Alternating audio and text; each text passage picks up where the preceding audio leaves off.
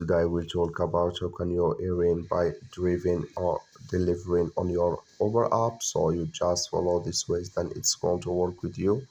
All you have to do in the first, you just go down here, click on account down here.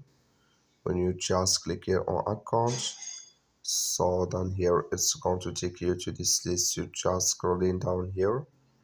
So until you will find here earn by driving or delivering here, just click on it. Then it's when you just click on it here, it's going to take you to this list. Just switch in here to open with you here. So then here can you add national identity documents, certificate or registration here. So you just click on it. So then you just switch into open with you here. And here can you check your photo like this of your identity here, national identity. Can you just click on check photo here, then it's going to show for you, and can you check it like this. So then we will go back here again, and here can you find your profile picture, just click on it here. So then here you add your, can you check a photo like this here to your profile, can you check it like this, then you will go back here again.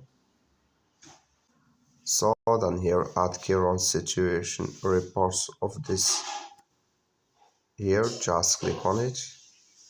So can you check it photo like this. When you click here on check photo, you check it like this here, then it's going to add with you here. Then we will go back again here.